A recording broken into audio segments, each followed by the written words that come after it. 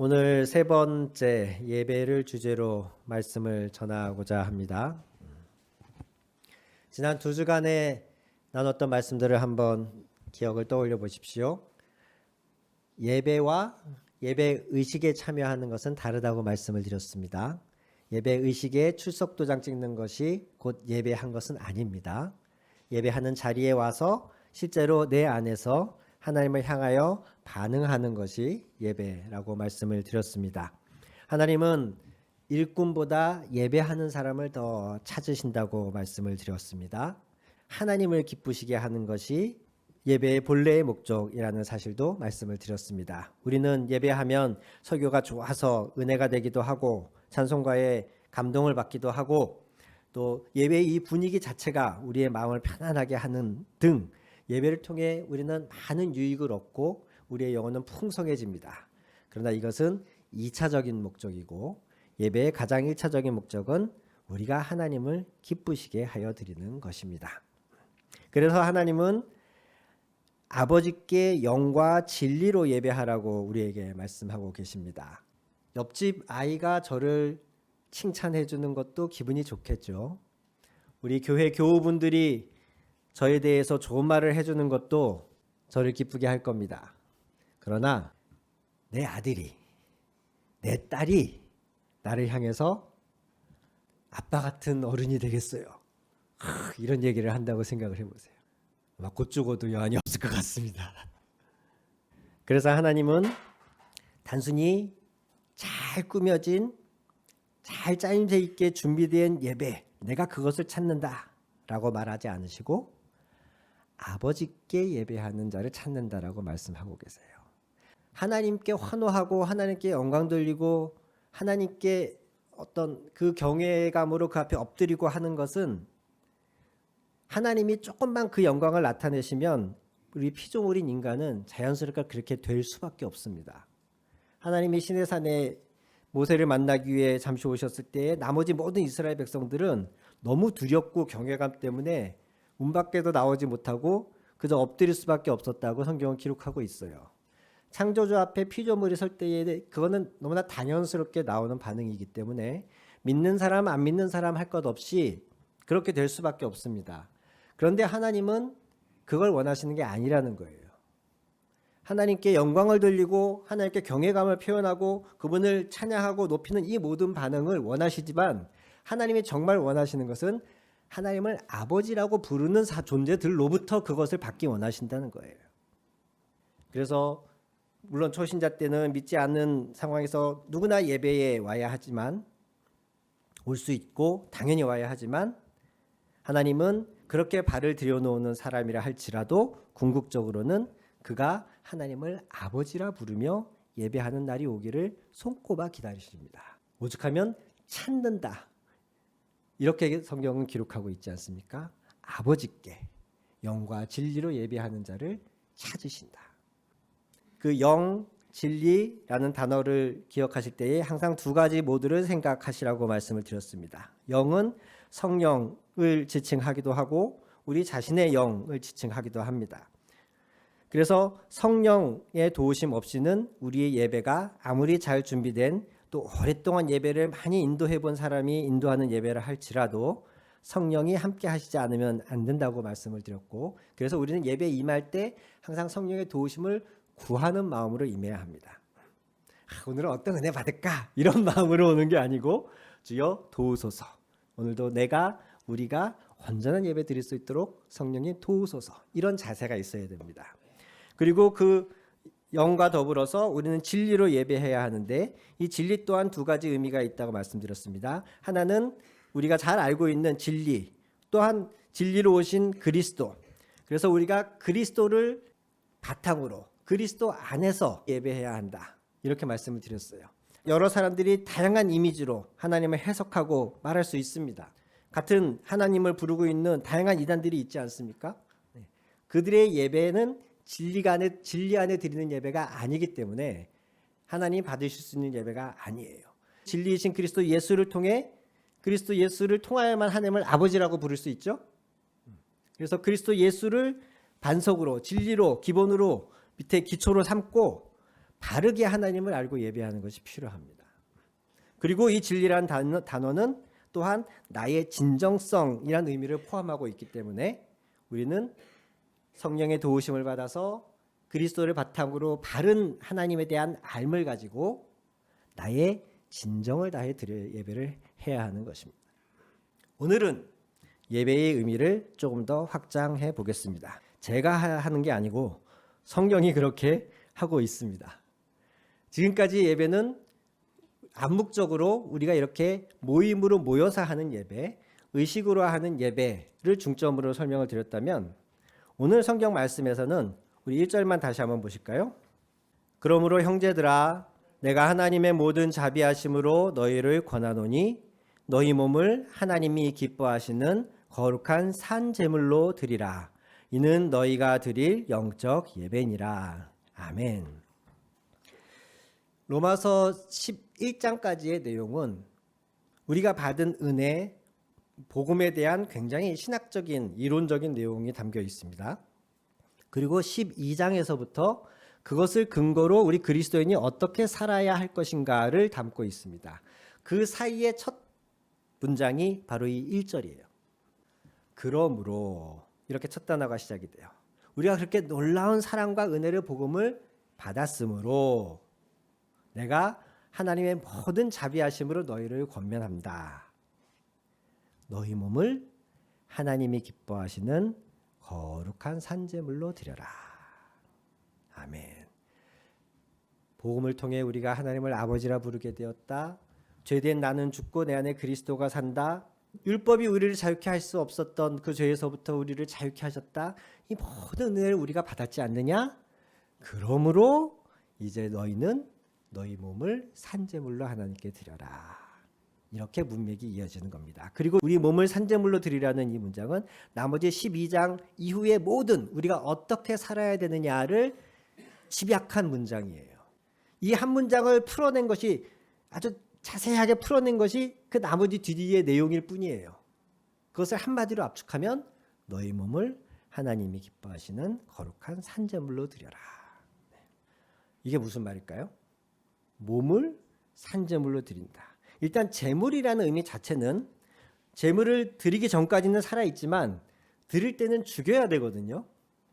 그런데 그러면 내가 날 죽여서 바칠 수는 없잖아요. 산 제물로 드리래요. 이게 무슨 의미일까? 드리라는 단어가 헬라어로 파라스테사이라고 하는 단어입니다.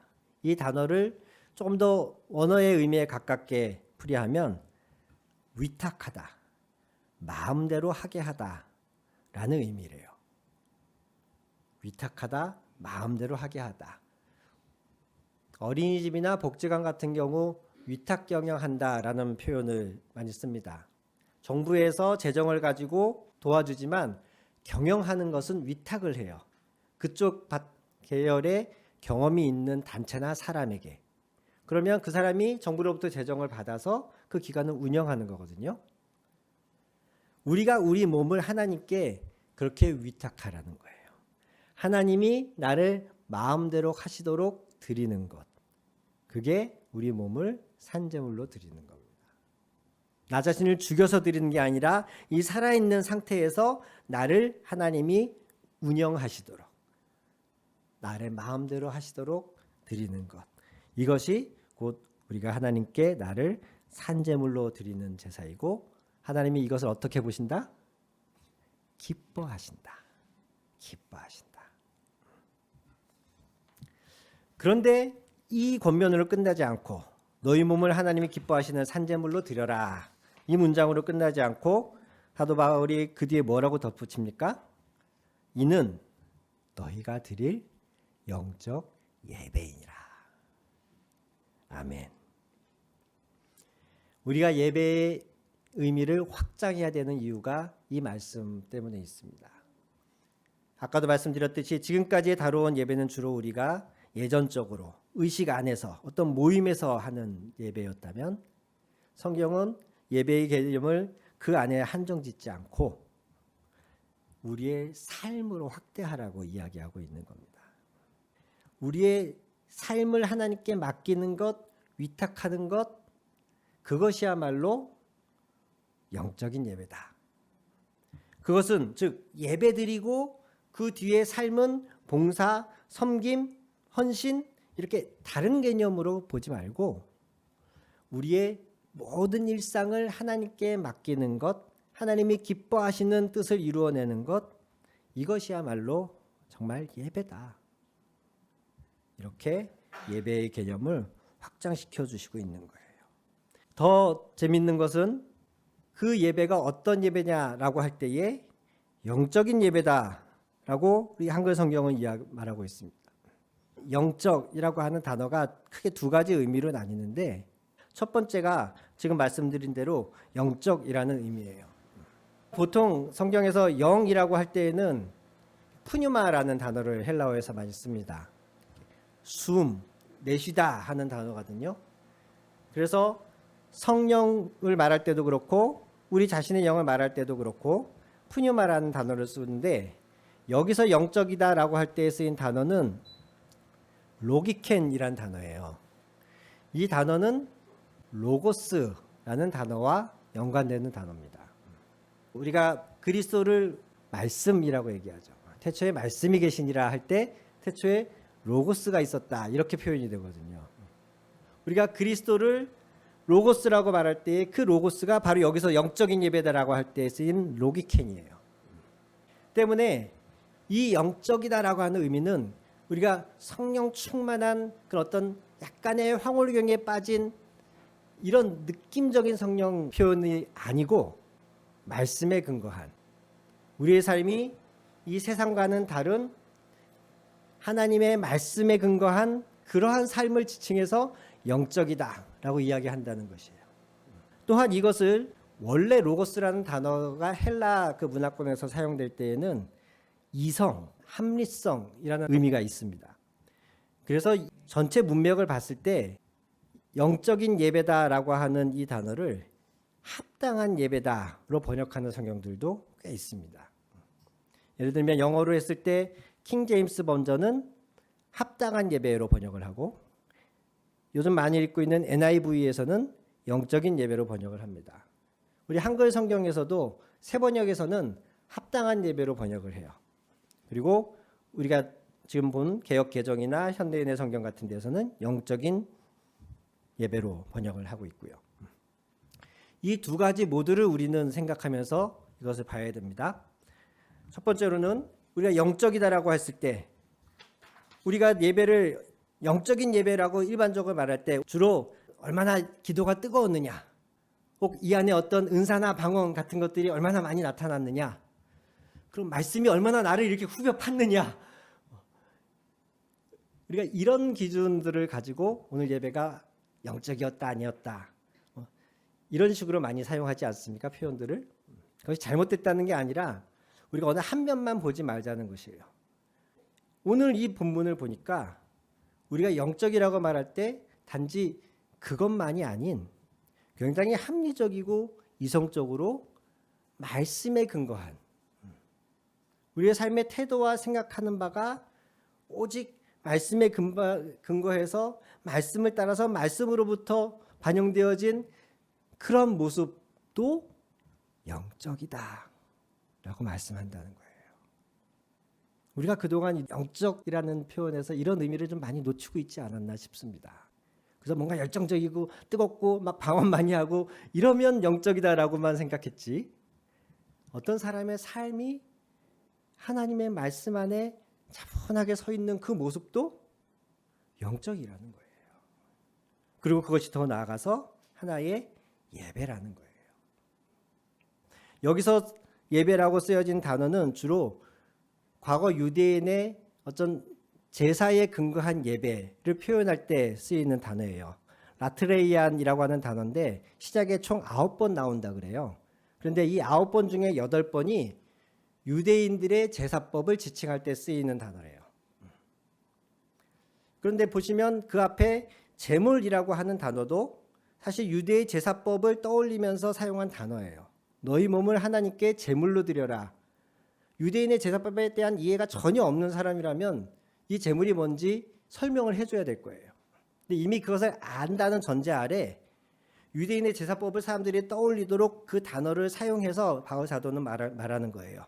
그렇게 실제로 짐승을 잡아서 피를 흘려서 바치는 제사만이 제사가 아니고 너희 몸을 산 제물로 드려라. 그것이야말로 진짜 제사다. 정리를 해보면 사도 바울은 우리의 일상 전체를 하나님께 온전한 예배로 드리라고 우리에게 권면하고 있습니다.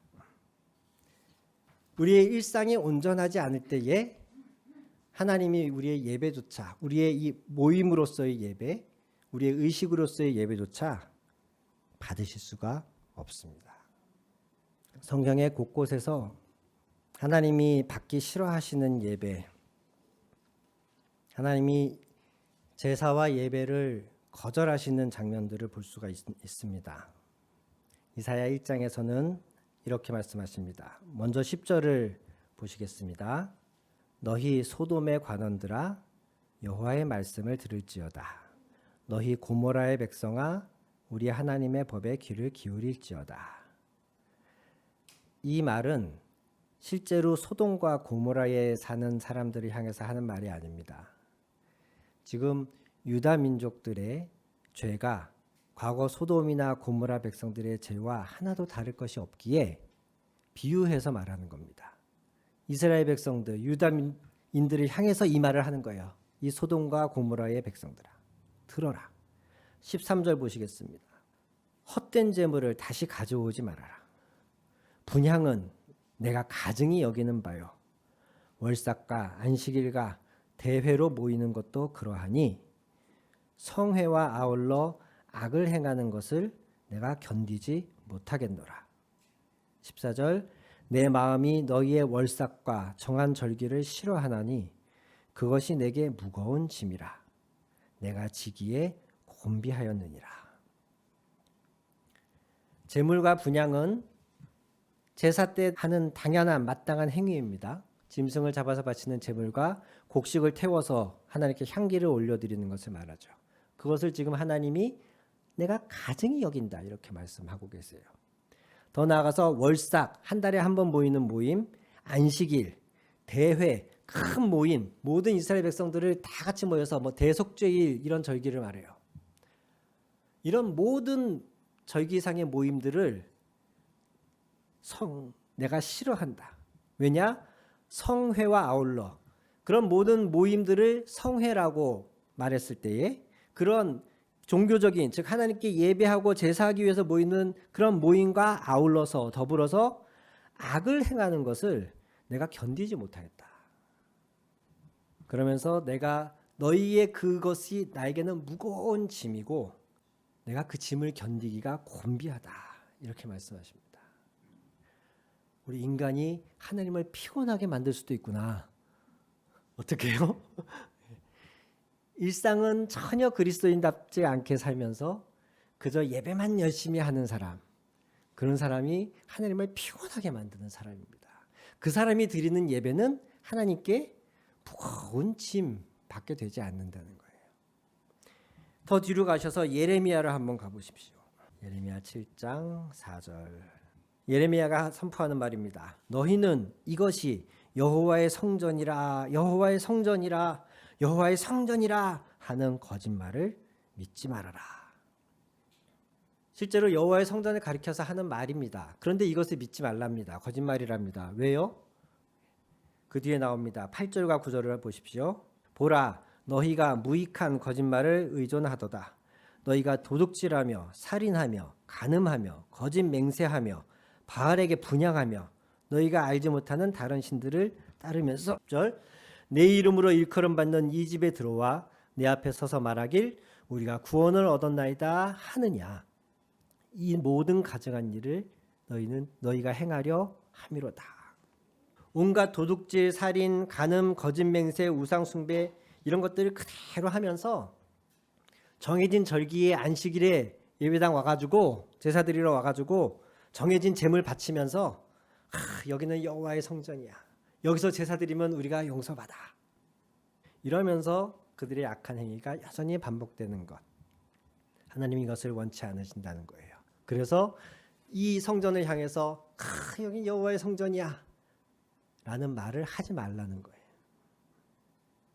말라기 1장 10절에서는 헛되이 이 제단 위에 제물을 불사르지 못하게 누가 너희 중에 성전 문을 닫을 자가 있었으면 좋겠다. 하나님이 이렇게까지 말씀하십니다. 우리의 어떤 종교적인 행위가 예배의 순서를 잘 준비하고 그 안에 잘 참여했다는 사실이 우리의 삶의 부도덕과 죄를 방임을 면제해 주지 않습니다. 우리가 열심히 예배하면서도 도덕적 의무에 무관심하다든가 이 땅에서 그리스도인으로서 한 국가의 국민과 시민으로서 온전하게 살지 않는 것, 이것은 양립할 수 없습니다. 하나님이 그런 사람의 예배는 무거운 짐으로 여기시고 그런 사람들이 예배하러 오지 못하게 문을 좀 닫았으면 좋겠다 라고까지 말씀하신다는 거예요. 그래서 예배 시간에 회개하는 시간에 들어가는 이유가 거기에 있습니다.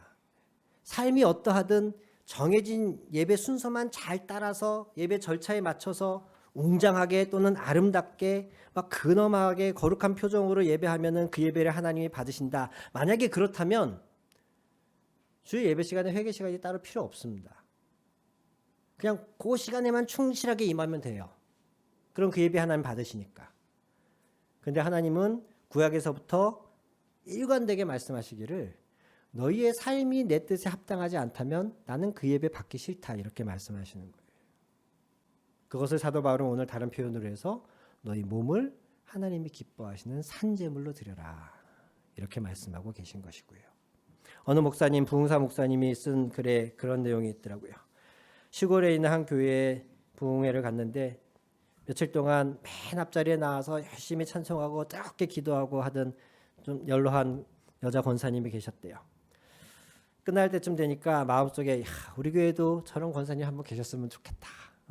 어찌나 열심히신지, 어찌나 아멘도 잘하시는지, 어찌나 기도도 오래 하시는지 그런 생각을 할 정도였는데 마지막 날 부흥회 새벽기도 마치고 바깥에 예배당 바깥이 시끌시끌 해가지고 무슨 일인가 싶어서 나가봤더니 그 기도 열심히 하던 여자 권사님이 동네 분과 막 다투고 계시더래요. 알고 봤더니 이분이 새벽 예배 마치고 집에 가시다가 그 교회 근처에 있는 그 집에 호박이 이렇게 아주 탐스럽게 열려 있는 걸 보시고 하시다가 똑 나가신 거죠. 그걸 들켜버렸어요.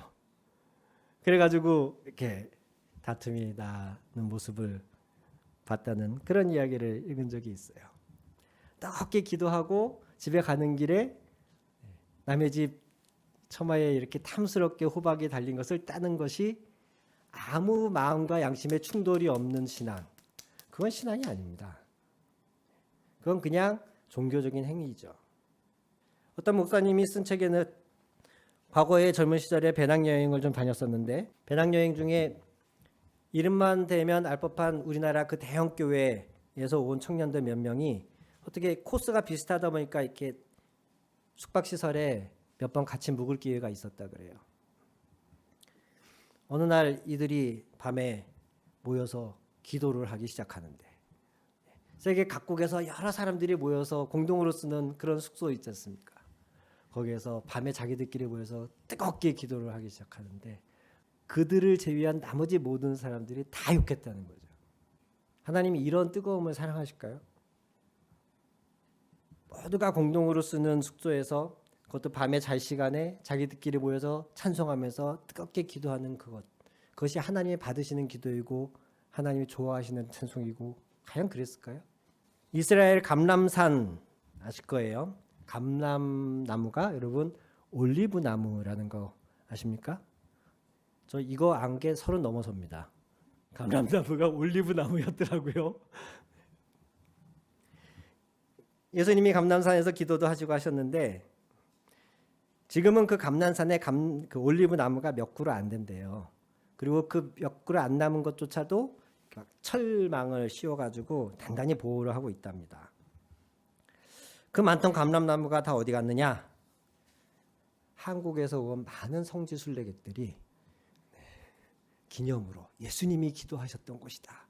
그래서 기념으로 무수히 그 가지를 꺾어가는 바람에 지금은 그저 단 몇 그루만 남아서 명맥만 유지하고 있다는 거죠. 우리는 그동안 이런 것들을 너무 열심으로 포장했습니다. 뜨거움으로 미화시켰습니다. 그러나 우리가 정말 말씀의 근거에서 볼 때에 온전한 예배를 드리고 싶은데 그 온전한 예배가 삶과 무관하지 않다는, 아니 굉장히 밀접하게 관련되어 있다는 이 사실을 우리는 아주 마음에 진지하게 심각하게 받아들여야 된다고 생각합니다. 그래서 이 두 가지 예배는 서로를 보완해주는, 서로가 이렇게 상승하는, 윈윈하게 해주는 그런 효과를 내야 건강한 신앙이 되는 거예요. 즉 모여서 예배하는, 의식으로 통해서 함께 예배하는 이 시간을 통해서 우리가 하나님을 뜨겁게 만나고 말씀의 도전을 받고, 그래서 삶의 예배가 더 풍성해지고 삶의 현장에서 온전한 예배를 드릴 수 있게 되고, 이 삶의 현장에서 우리가 하나님의 뜻대로 하나님의 말씀대로 우리의 몸을 매 순간을 하나님께 위탁하는 마음으로 삶으로써 모여서 예배할 때에 더 우리의 예배가 성령의 감동이 있는, 하나님이 기뻐 받으시는 그런 예배가 되는 것이죠. 이 둘 중에 하나가 망가지기 시작하면 반대로 서로 또 악순환이 되는 거예요. 제가 이제 이어서 찬송할 터인데 2주 전부터 함께 해왔던 찬송입니다. 부르신 곳에서 나는 예배하네. 이 찬송의 가사가 부르신 곳에서 예배한다는 의미를 혹시라도 내가 어디를 가든 찬송가 펴놓고 찬송 한 장 부른 다음에 그 다음에 말씀 한 절 읽고 주기도문함으로써 예배를 마치겠습니다, 이 예배로 생각하셨다면 오해입니다. 부르신 곳에서 나는 예배하네, 어떤 상황에서도 나는 예배하네, 이 말은 오늘 사도 바울의 이 말씀의 근거에서 이해해야 돼요. 이 가사는 내 모든 삶의 현장에 나를 하나님이 주관하시도록, 나를 하나님의 이끄시는 뜻에 맞추도록 하겠습니다, 이 고백이 부르신 곳에서 나는 예배하네 라는 의미인 거예요. 어떤 상황에도 나를 화나게 하는, 또는 나를 당황하게 하는, 나를 창피 주는 이런 상황에서도 나는 예배하네, 즉 하나님을 예배하는 마음으로 하나님께 이 상황의 나조차도 하나님이 주장하시도록, 내 성질이나 어떤 내 이성적인 판단이나 내가 하고 싶은 욕구에 의해서가 아니라 이렇게 나를 당황하게 만드는 상황 속에서도 하나님이 나를 주관하여 주십시오, 이렇게 고백하는 것이 곧 예배한다, 이런 가사로 풀이가 된 것이에요.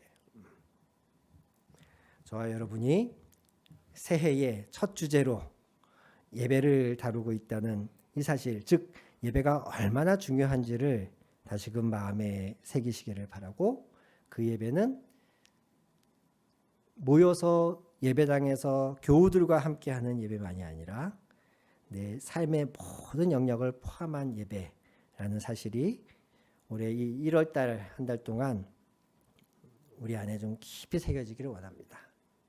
이것이 우리 신앙생활에 아주 중요한 기초가 될 것이에요. 우리 같이 찬양해 볼까요?